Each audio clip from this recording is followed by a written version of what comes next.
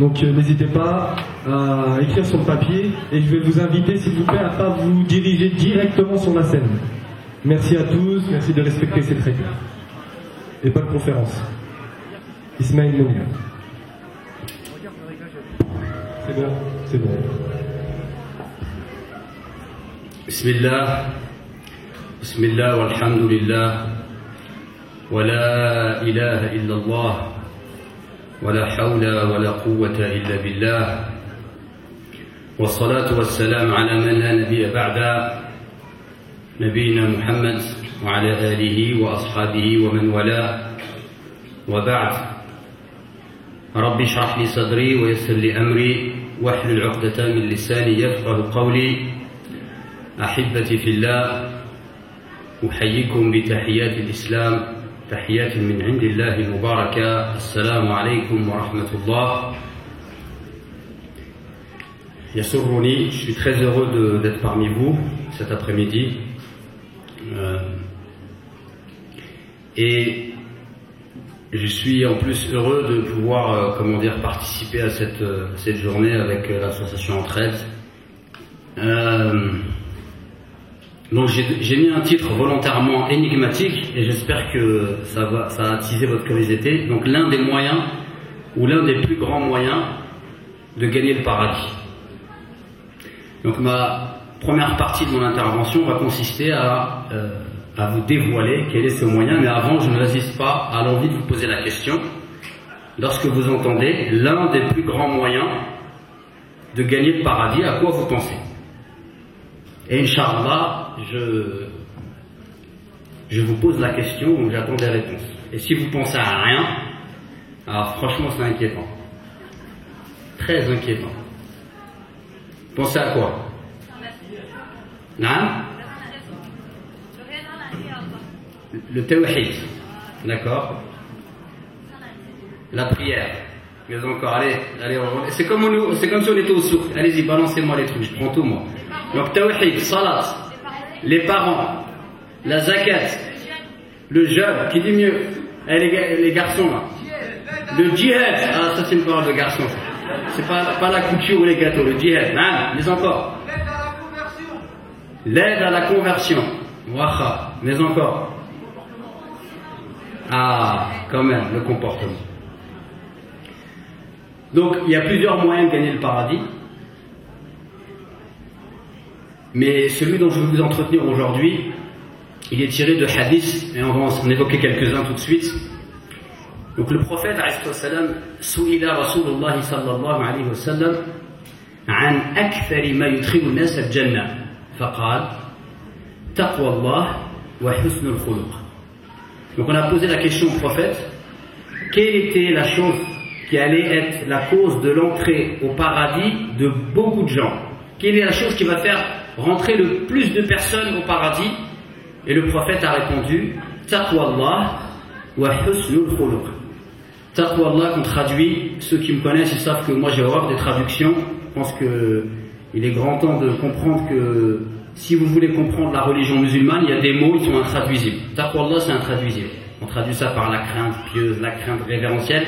Il n'y a pas d'équivalent. Celui qui commence à étudier le mot taqwa en arabe, ce que ça signifie, le concept de taqwa dans le Coran, etc., il va comprendre qu'il n'y a aucun mot en français qui peut nous expliquer ce que ça veut dire taqwa. D'accord? Le prophète nous dit que les deux choses qui vont faire rentrer le plus de personnes au paradis, c'est taqwa Allah et husnul khuluq, qu'on traduit maladroitement par le bon comportement. يقول المصطفى عليه أفضل الصلاة وأزكى التسليم ما من شيء أثقل في ميزان المؤمن يوم القيامة من حسن الخلق.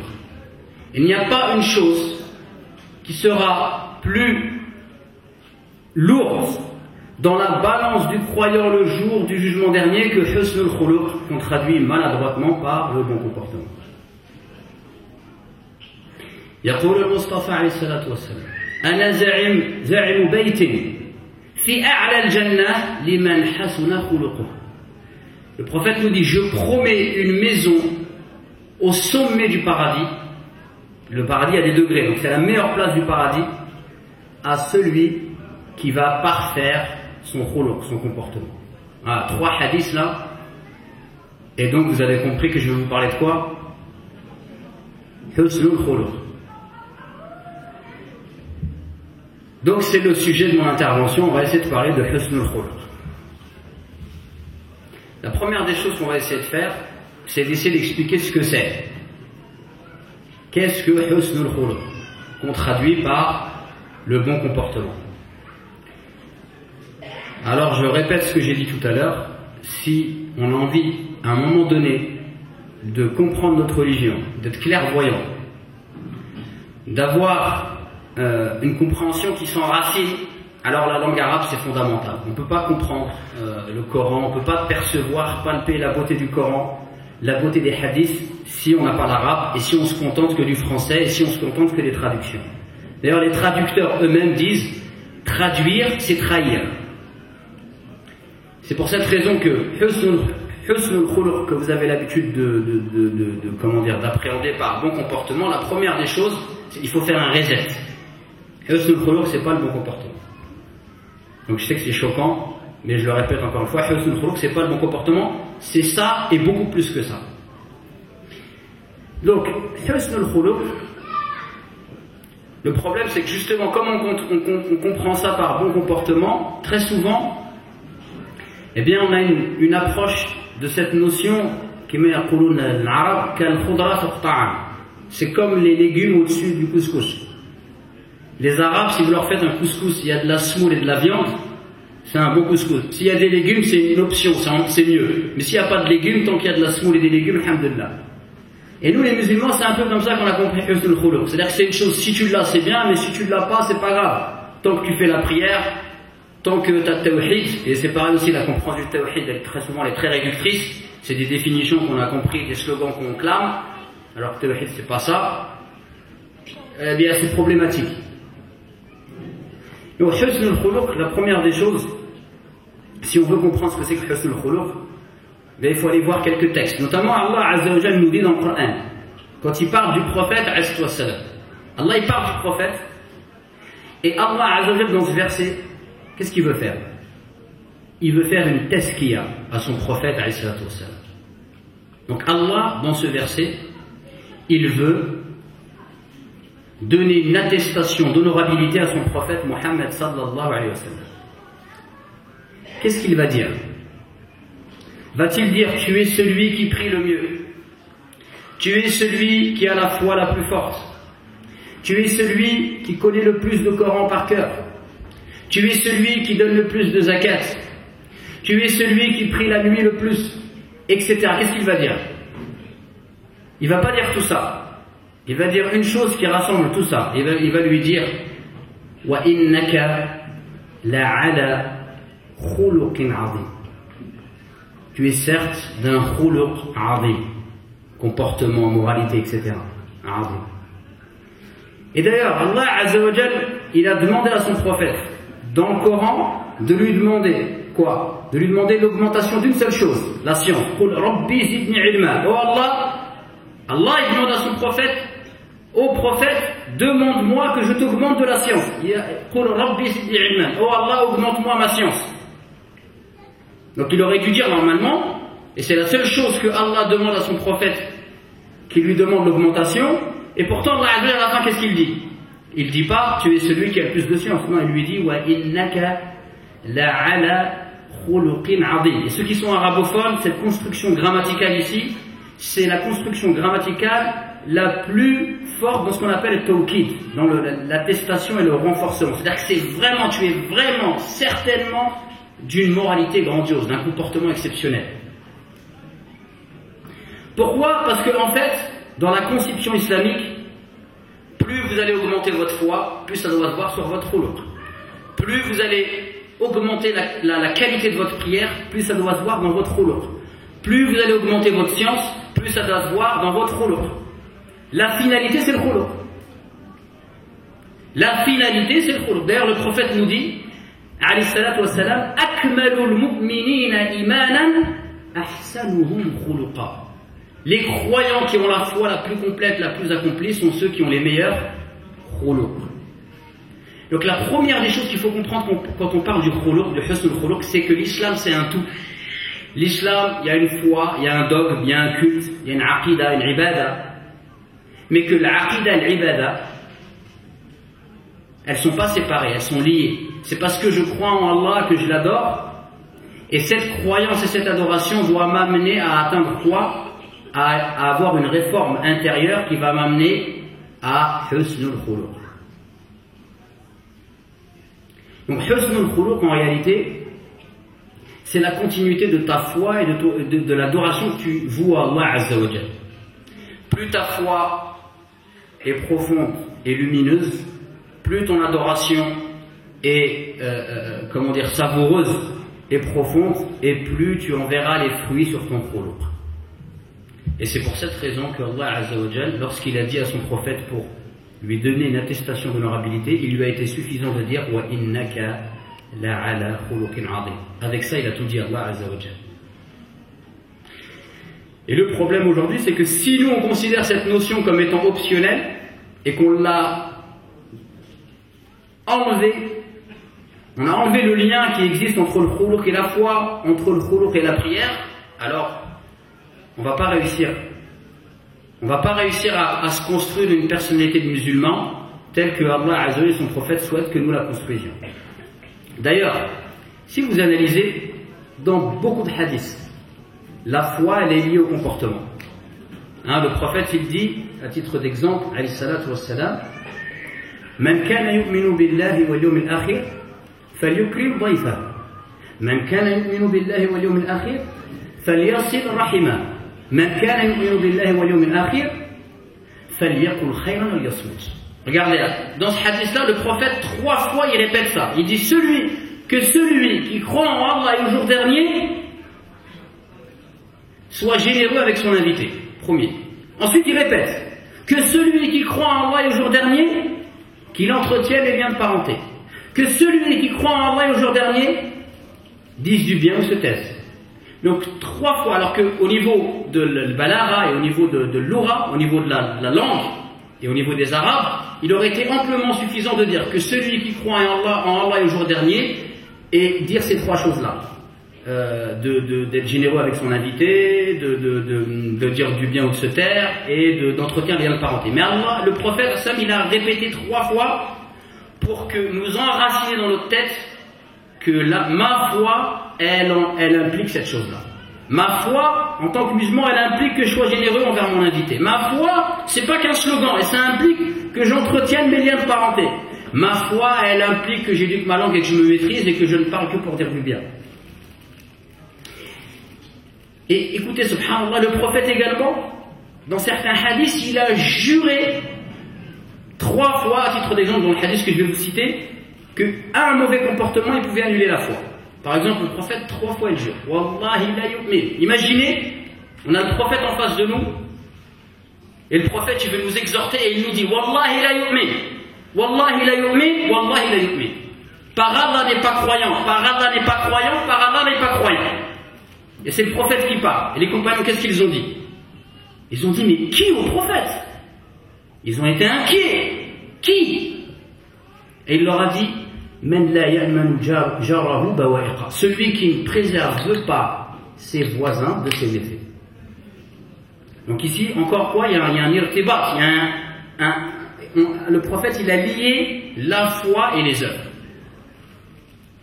Donc vous voyez bien déjà, première chose, c'est que la foi, elle est directement liée à des œuvres et à des choses qui relèvent de la moralité, de l'éthique, du comportement. La prière, on fait la prière,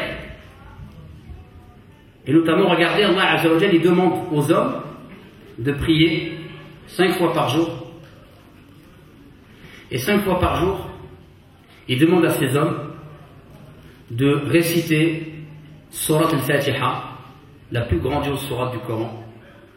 Et il leur demande de réciter la plus grande dua qu'il y a dans le Coran. Cette dua, c'est quoi? Ihdina sirat al-mustaqim. Pourtant, quand on prie pour nous. Je prie pour moi quand je prie. Si je ne suis pas concentré, c'est moi qui va payer. Mais pourtant, malgré le fait qu'on adore que Allah, seul, sans rien lui associer, je prie pour moi, Allah il nous oblige. Et il nous éduque à demander le bien pour tout le monde. Ihdina, regardez, il nous plante une graine dans notre cœur. Cette graine, c'est quoi? Iradat al-khayr lin-nafs, le fait de vouloir le bien pour les gens. Dans la prière, subhanallah, qu'on doit lui vouer qu'à lui. Allah Azza wa Jalla a fait en sorte qu'en même temps il nous éduque et il nous oriente à vouloir le bien pour les gens. Donc même la prière qu'on fait en groupe, qu'on fait que pour Allah, eh bien dans la manière dont Allah Azza wa Jalla a légiféré, eh bien il nous pousse à être quoi? Il nous pousse à être tourné vers les gens et à vouloir le bien pour les autres. Donc il nous éduque et il veut nous élever dans nos postures, dans notre éducation et dans nos comportements. Il veut nous élever par cette prière. Et d'ailleurs, Allah Azza wa Jalla dit dans le Coran, Inna as-salata tanha 'anil fahsha'i wal munkar. La prière préserve de la turpitude et du blâmable. La prière préserve de la turpitude et du blâmable. Donc le khuluq, tout ce que je suis en train de dire, le résumé c'est quoi? C'est que en islam, tel que Allah Azza wa Jalla nous parle de cela dans son saint livre, tel que le prophète nous parle de cela dans ses hadiths, le comportement du musulman, son éthique, sa moralité, ses valeurs morales ne sont pas dissociés de sa foi et de sa prière. C'est un tout. C'est un tout. D'ailleurs, les Arabes, ils disent un proverbe magnifique. Ils disent Man zada alayka fi ad-din, zada alayka fi kulli shay. Celui qui t'a devancé dans la religion, il t'a devancé dans toute chose.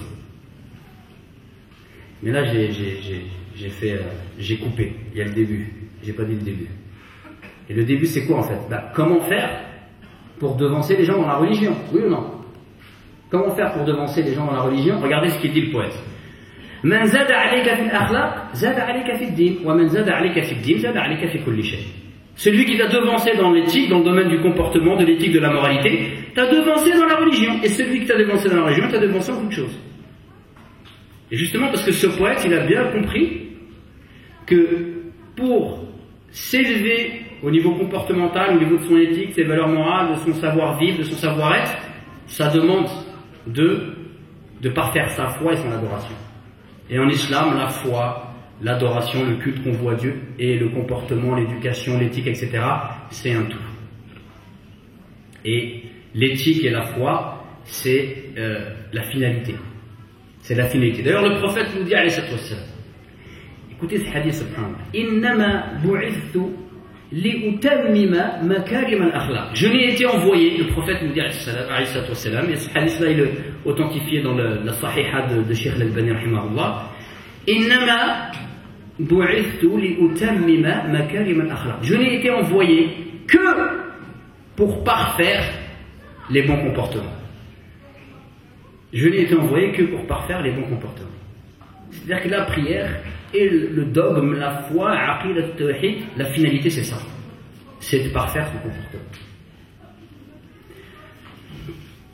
Alors en langue arabe, al-khuluq, si vous allez prendre un dictionnaire de langue arabe, vous allez voir que ce terme-là il est très riche. Al-khuluq, في لسان العرب لابن المنذر رحمه الله يقول في كلمة الخلق هي الطبع والمروءة والعادة والدين. Il dit, ce terme-là, khuluq, c'est quoi? C'est ta nature. Al-muru'a, c'est toutes les règles de bienséance et de politesse qu'une personne se doit de connaître et de savoir. C'est tes habitudes.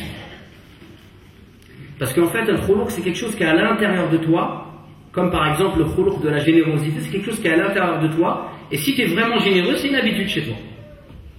D'accord? Et c'est din. Le khuluq, ça signifie din. C'est en fait, al-khuluq, si on voudrait donner une autre définition, et d'ailleurs le prophète, lorsqu'il se regardait dans un miroir, qu'est-ce qu'il disait?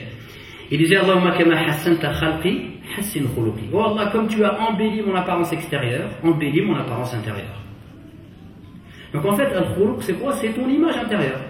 C'est ta beauté intérieure. D'ailleurs, je suis invité en fait en Belgique pour faire un séminaire sur le husn al-khuluq de 18 heures, un séminaire de formation de 18 heures. C'est pour vous imaginer que là, en 40 minutes, ce que je vais vous dire, je ne vais pas vous dire grand-chose. Et déjà, en parlant de 18 heures de ce sujet-là, j'ai l'impression d'être réducteur. Alors en parlant pendant 40 minutes, vous imaginez bien la complexité. Et les frères, quand ils ont voulu faire la publicité du séminaire en Belgique, ils ont mis l'éthique, c'est l'esthétique de l'intérieur. Et c'est ça en fait. Al-khuluq, c'est ton image intérieure, c'est ta beauté intérieure. Et il y a un hadith qui est magnifique, dans lequel le prophète nous dit Inna Allah jamil wa yuhibbul jamal. Allah est beau et il aime la beauté. Inna Allah jamil wa yuhibbul jamal. Wa yuhibbu ma'ali al-akhlaq wa yakrahu sifsafaha. Et il aime les bons caractères, les bonnes valeurs, etc. Et il déteste les mauvais caractères. Et en fait, nous en tant que musulmans, comment on va parfaire notre comportement? En fait, c'est directement avec la foi en Allah Azza wa Jal. En croyant en Allah Azza wa Jal, en le connaissant à travers ses noms et ses attributs, en recherchant ce qu'il aime et en s'écartant de ce qu'il déteste, on va s'embellir de cette lumière. Et on va s'embellir intérieurement. Allah, par exemple, il déteste l'avarice. Si je suis avare, eh bien je vais faire un travail sur moi pour passer de l'avarice à la générosité. Et donc je vais m'embellir par la connaissance que j'aurais eue d'Allah Azza wa Jal. Donc vous voyez bien ici encore que cette notion de husnul khuluq, elle est magnifique à étudier, elle est très profonde. Il y a quelque chose qui relève de l'esthétique, et c'est très très important d'essayer de percevoir cela et de comprendre que husnul khuluq c'est un tout. Et d'ailleurs, même si vous regardez par exemple dans, qu'est-ce qu'on pourrait donner comme exemple, dans Surat Luqman, cette sourate-là en fait, c'est la sourate qui traite de l'éducation des enfants. Et Luqman, elle porte le nom de cette sourate, pourquoi? Pour que Luqman soit notre professeur dans l'éducation des enfants. Et dans cette sourate-là, il y a 10 recommandations que Luqman il fait à son fils. Luqman il fait 10 recommandations à son fils. Et si vous regardez les 10 recommandations, il y a 2 recommandations qui traitent de l'aqida. 10 recommandations, 2 qui traitent de l'aqida. Ya bunayya la tushrik billah, inna shirka la dhulmun azim. Ya bunayya innaha in takun mithqala habatin min khardalin fatakun fi sakhratin aw fi samawati wal ard ya'ti biha Allah inna Allah latifun khabir. 2 recommandations sur le dogme. Parce que c'est les fondations premières. Ensuite, il y a une recommandation fil janib al-ibadi, dans ce qui concerne le culte, l'adoration. Ya bunayya aqimi as-salat. Ô mon fils, accomplis la prière. Et après, combien il reste de recommandations? 7. Alhamdoulilah, il y en a un qui suit, c'est bien. Il reste 7 recommandations, et les 7 recommandations de quoi ça parle? De husnul khuluq. Ça parle du comportement. Regardez, dans le Coran, notre professeur, que Allah a nommé comme professeur pour l'éducation des enfants, il donne des recommandations à son fils. Sur 10 recommandations, il y en a 2 sur l'aqida, parce que c'est la base, une sur l'adoration, et 7 sur le khuluq. Également, si vous allez étudier le fiqh, vous allez voir qu'entre fiqh al-ibada et fiqh al-mu'amala, quel est le plus important? Un tiers, c'est fiqh al-ibada, et le reste, c'est fiqh al-mu'amala. Un tiers, 33%, c'est la jurisprudence en ce qui concerne les actes cultuels, et tout ce qui reste, 66%, c'est les transactions, les échanges entre les êtres humains, etc. Comment se marier, comment divorcer, comment commercer, il est akhiri. Donc cette religion, et toute personne qui considère que dans cette religion, la place de l'éthique, des valeurs morales, du comportement, des règles de savoir-vivre, c'est quelque chose de secondaire, il n'a rien compris à l'islam. Et je le redis encore une fois, il n'a rien compris à l'islam. On va essayer de répondre à une question. La question étant, comment faire pour améliorer son éthique, son caractère, sa moralité? Ça vous intéresse cette question ou ça ne vous intéresse pas? Oui? Donc Inch'Allah, cette question-là, comment faire? La première des choses, pour toute personne qui souhaite s'éduquer et qui souhaite vivre l'islam pleinement, il lui faut un modèle. Et le premier modèle, c'est qui? Le prophète Mohammed sallallahu alayhi wa sallam. Si Allah Azza wa Jalla nous envoie un être humain, c'est pas pour rien. Il nous envoie un être humain qui est comme nous, qui mange, qui dort, qui boit, qui marche. Et d'ailleurs certains même dans le Coran, dans Surat Al-Furqan, Certains, ils étaient étonnés, ils se disent, c'est quoi ce prophète qui marche dans les marchés, il parle avec les gens, etc. Mais ça a des vertus pédagogiques. Allah, il a voulu que le prophète soit ainsi, pour qu'on puisse le prendre en exemple.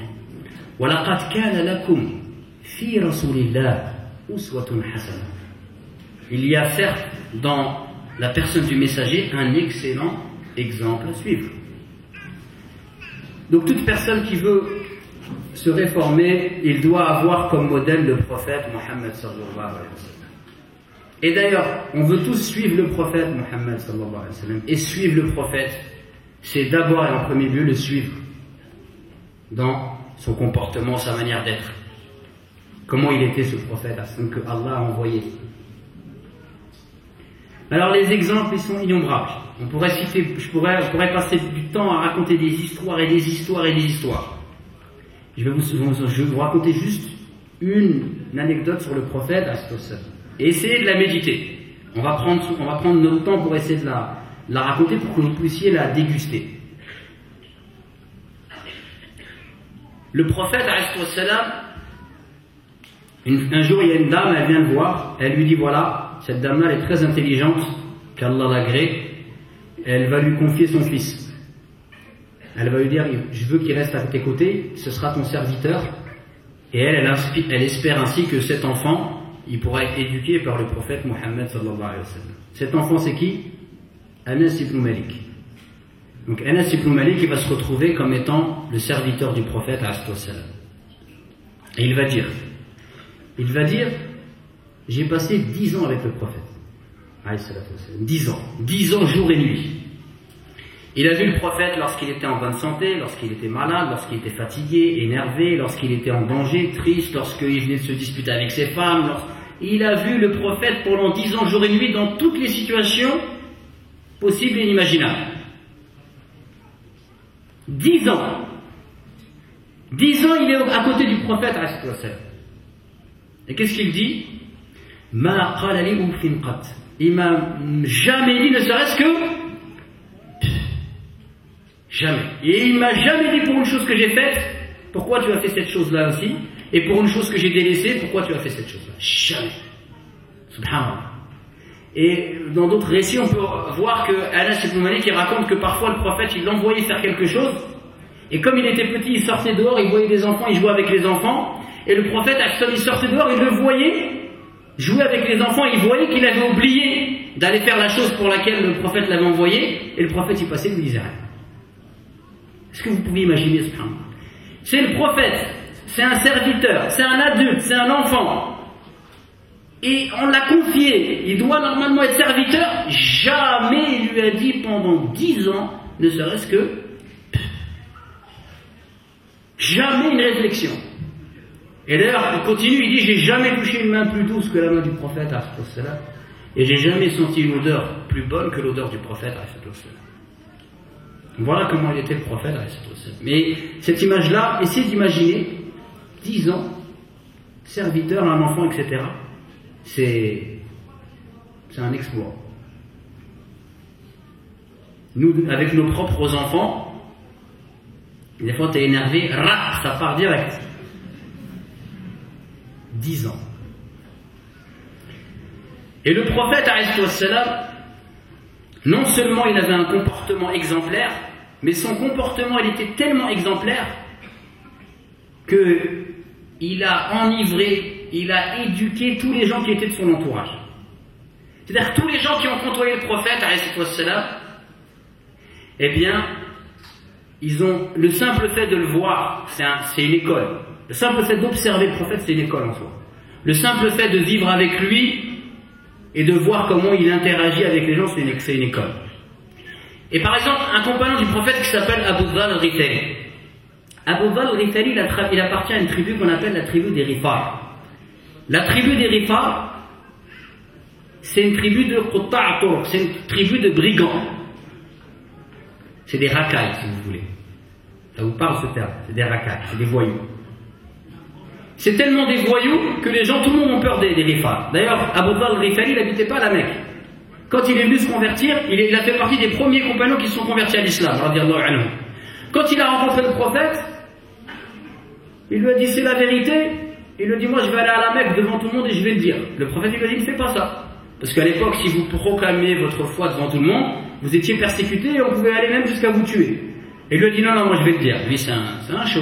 Donc il est parti à la Mecque, devant tous les notables, et il leur a dit, Ashhadu an la ilaha illallah, ashhadu anna Muhammad Rasulullah. Ils se sont tous levés comme un seul homme, ils l'ont attrapé, ils l'ont massacré, ils allaient le tuer.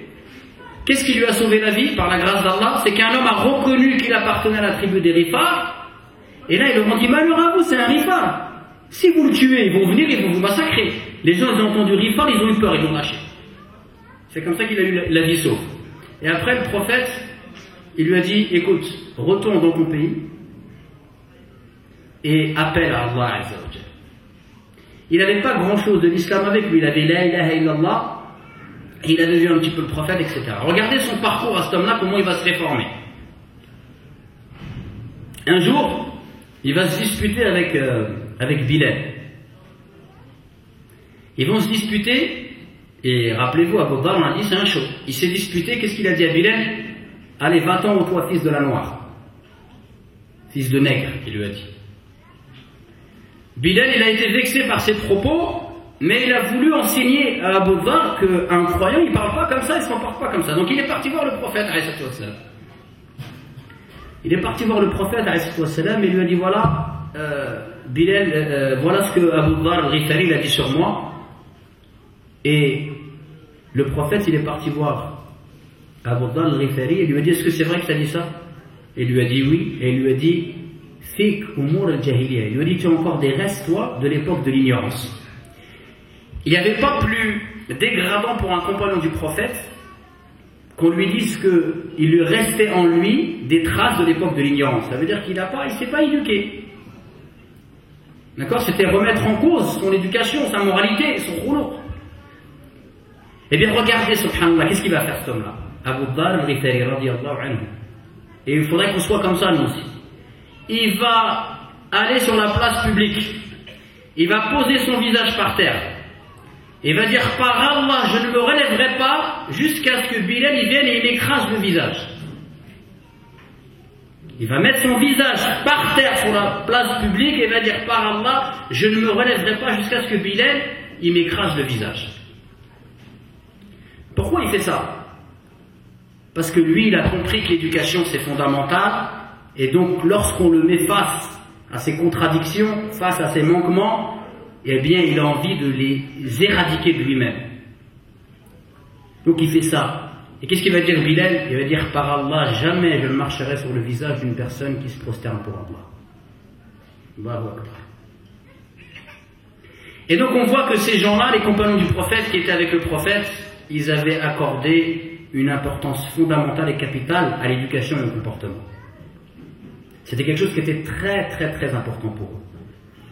Donc toute personne qui veut atteindre un bon comportement, toute personne qui reste, alhamdoulilah, tu fais des phrases, maintenant c'est bien, alhamdoulilah. Tu peux rester encore 20 minutes, la prière de 17h10. Donc toute personne qui veut parfaire son comportement, qu'est-ce qu'il lui faut? Il lui faut un modèle, le modèle du prophète, alayhi wassalam. Et ensuite, également les modèles, parmi les modèles, les compagnons du prophète. Lisez la vie des compagnons du prophète, alayhi wassalam. Et fréquentez des gens qui sont éduqués. Cherchez des gens, cherchez à côtoyer des gens. Le simple fait de les côtoyer, vous sentez que vous avez besoin de vous retenir, parce qu'ils dégagent quelque chose. Ils imposent le respect. Cherchez à fréquenter ces gens-là. La deuxième des choses, pour une personne qui souhaite s'éduquer, c'est d'étudier les bons caractères, leurs fruits et leurs conséquences, et d'étudier les mauvais caractères, leurs fruits et leurs conséquences. Par exemple, on va citer un exemple concret. La jalousie.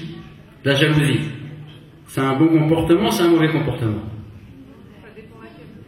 Ça dépend laquelle. Alors là, dis-moi laquelle qui est bien et laquelle qui est pas bien. La jalousie pour plaire à Allah et la jalousie qui est trop excessive et qui n'apporte que le mal. D'accord. La jalousie de manière générale, c'est quelque chose qui n'est pas bon. Après, maintenant, il peut y avoir des cas où c'est bien. Mais de manière générale, la jalousie, par exemple, dans le sens que ta voisine elle vient avec un super djilbab bleu et t'as les boules, tu dis subhanallah qu'Allah il lui hargue son djilbab. Ça c'est une jalousie qui est bien, c'est une jalousie qui n'est pas bonne. D'accord? Eh bien, si on étudie la jalousie par exemple. Comme j'ai dit, il y a des cas qui peuvent être des cas, mais justement, la hasad, pas de jalousie, c'est qu'à la base, on ne doit pas avoir jalousie, sauf des cas particuliers, une personne qui a de la science et une personne qui a de l'argent. Mais même là aussi, il faut bien comprendre. J'ai le droit de jalouser une personne qui a de la science, mais cette jalousie, qu'est-ce qu'elle signifie? Elle signifie que j'aimerais bien moi aussi avoir de la science. Mais si je dis, ah, il a de la science, qu'Allah lui enlève sa science, cette jalousie, elle n'est pas acceptée. D'accord? Donc la jalousie, si on va étudier la jalousie, le problème quand on parle du comportement, c'est que les gens ils ont l'impression que le comportement c'est toujours que entre moi et les gens. Non, le comportement il interagit entre toi et Allah également. Par exemple la jalousie, celui qui constate que Allah il a donné une grâce à quelqu'un, il est jaloux. Bien en fait, quelque part il est en train de contester le destin. Il est en train de contester quelque chose que Allah a décidé, a décrété. Donc ta jalousie elle te met en porte-à-faux vis-à-vis d'Allah Azza wa Jalla. Est-ce que vous comprenez cela? Et la jalousie, c'est destructeur. Je ne sais pas si vous connaissez l'histoire de Sahibul Ayn. Sahibul Ayn, en gros, c'est deux frères qui héritent d'un père qui est très riche. Le père, il a divisé la fortune en deux. Chaque frère se retrouve avec une fortune. Un des frères, il est pieux. Donc lui, il dépense sa fortune dans le bien, les gens l'aiment bien, et Allah il lui rajoute de sa richesse à la richesse qu'il a déjà. L'autre frère, il est dans la danse, les femmes, l'alcool, etc. Il se retrouve dans les dettes, il n'a plus d'argent, au point qu'il est obligé d'aller chez son autre frère pour trouver à manger. Et dans le village, il entend que tout le monde dit, ah, machallah, regarde, lui il est bien, l'autre c'est un walou, il n'a plus rien, c'est un loser, c'est un perdant, etc. Donc il commence à avoir de la jalousie, et il manigance un plan pour anéantir la richesse de son frère. Dans leur village, ils ont une personne qu'on appelle Sahibul Ayn. Sahibul Ayn, c'est quoi? C'est que c'est une personne, si elle regarde quelque chose qui lui plaît, salam alaikum, la chose elle est partie. Sauf que Allah il a bien fait les choses, cette personne-là elle a une vue très faible, elle est presque aveugle. Donc il faut vraiment lui ramener la chose devant les yeux, sinon il ne voit pas. Alhamdulillah. Hein. Et donc il se passe que le frère il va voir Sahibul Ayn et lui dit écoute, j'ai une mission pour toi. Tu vas venir avec moi, mon frère il rentre tous les jours avec sa caravane marchande et je voudrais que tu la regardes. Et une fois que tu la regardes, si tu la vois, regarde-la bien, il a beaucoup de richesses et moi je te donnerai de l'argent. Et il espérait ainsi que les richesses de son frère soient anéanties. Qu'est-ce qui se passe? Ils s'assoient tous les deux sur le bord de la route, ils attendent, le frère il a du mal à arriver, etc. Et puis hop, là le frère il appelle Sahibul Ayn qui est assis sur un rocher, il lui dit rapproche-toi, mon frère arrive. Il lui dit il est tout proche, il lui dit non, il est à peu près à 3 km. Il lui a dit tu arrives à voir jusqu'à 3 km? Hop, l'autre 2 secondes il a mal à la tête, il devient aveugle. Et ils se retrouvent tous les deux assis sur le bord de la route en train de se disputer, la caravane passe, personne n'a rien vu, personne n'a rien entendu. Donc la jalousie c'est destructeur. La jalousie c'est quelque chose qui est destructeur. Donc si on va prendre toutes les caractéristiques et les valeurs comme ça, on va les étudier, on va constater à chaque fois que ça nous met en porte-à-faux dans notre relation avec Allah et que les conséquences d'une mauvaise caractéristique sont très néfastes pour nous dans notre vie. Entre autres, celui qui est jaloux, c'est une maladie qu'il a dans le cœur et il ne pourra jamais trouver l'apaisement, la quiétude avec les gens. Il y aura toujours quelque chose, mais en vérité dans son cœur c'est noir. Et les gens le ressentent. Et si par exemple on va prendre une autre caractéristique, la douceur, la délicatesse dans les rapports avec les gens, c'est quelque chose qui est bien ou qui n'est pas bien ça?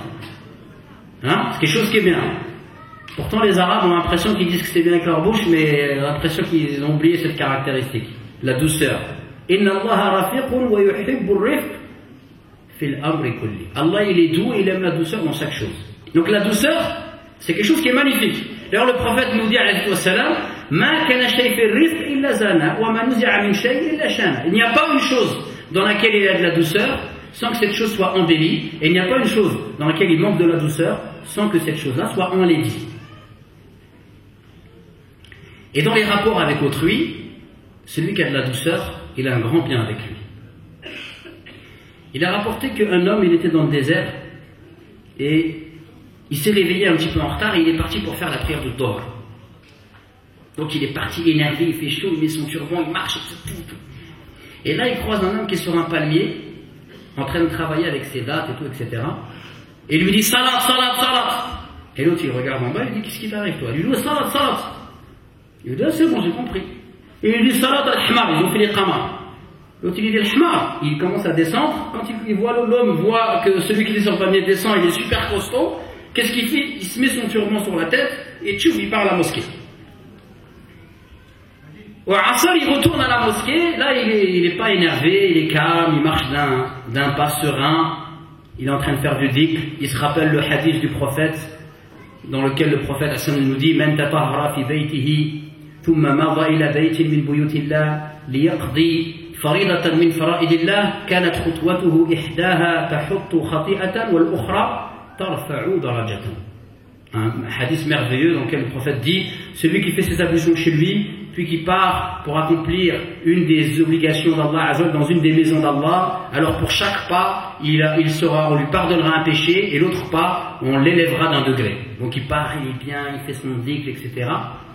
Et il croise la même personne sur le palmier. Et là il lui dit Assalamu alaikum. Et on dit Wa alaikum salam. Il dit Masha'Allah, c'est à toi tous les palmiers? Il dit oui. Il dit qu'Allah il t'accorde la bénédiction. Ils sont magnifiques les palmiers, ça doit être un sacré travail, très difficile. Il dit ah oui c'est très difficile. Il dit qu'Allah te récompense pour le travail que tu fais, tu nourris ta famille, machallah, etc. Franchement c'est très courageux de ta part. Il dit écoute c'est l'heure du Asr là, pourquoi tu descendrais pas te reposer, tu vas être fatigué, tu vas faire la prière avec nous et puis tu vas demander à Allah Azza wa Jal qui te facilite dans ton travail. Et là la personne elle descend, elle lui dit machallah toi comme tu parles, tes paroles c'est du miel. Mais si jamais j'attrape celui qui m'a traité d'âne ce midi, tu vas voir. Et donc vous voyez dans cette histoire-là, on voit bien que la douceur, en fait, ça va conditionner la manière dont on va se comporter avec les gens, ça va conditionner la manière dont eux vont se comporter avec nous. Et là, il y a même une autre histoire, une autre histoire qui est racontée où c'est un homme, il est avec sa femme, et tous les matins, ils ont déménagé, en fait, ils se retrouvent dans la cuisine. Et tous les matins, en fait, ils prennent le petit déjeuner. Et la femme, à chaque fois, elle regarde par la fenêtre, elle voit le linge de sa voisine.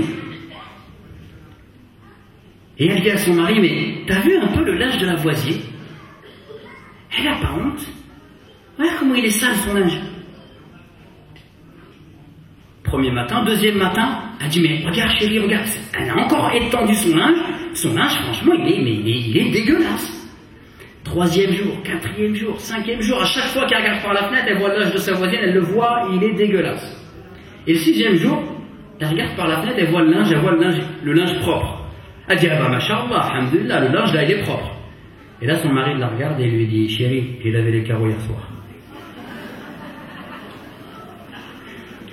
Et bien c'est exactement la même chose. Si vous voulez parfaire votre comportement, il faut avoir cette lucidité. C'est pas donné à tout le monde, c'est quelque chose qui est très difficile. Mais il faut avoir cette lucidité de se regarder en face et de se dire concrètement j'en suis où. Voilà, on parle de la jalousie, j'en suis où par rapport à la jalousie. Et il faut se dire les choses franchement. La douceur, j'en suis où par rapport à la douceur. Et ainsi de suite. Il faut que je m'arrête.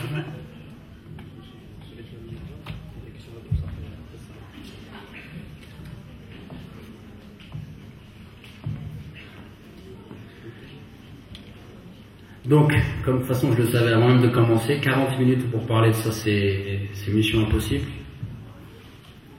Al-Muhim, نسأل الله عز وجل أن يهدينا جميعا إلى أحسن الأخلاق فإنه لا يهدي إلى أحسنها إلا أنت. On demande à Allah Azza wa Jal qui nous guide vers les meilleurs khuluq, car il n'y a que lui qui peut guider vers les meilleurs comportements. سبحان ربك رب العزة عما يصفون والسلام على المرسلين والحمد لله رب العالمين.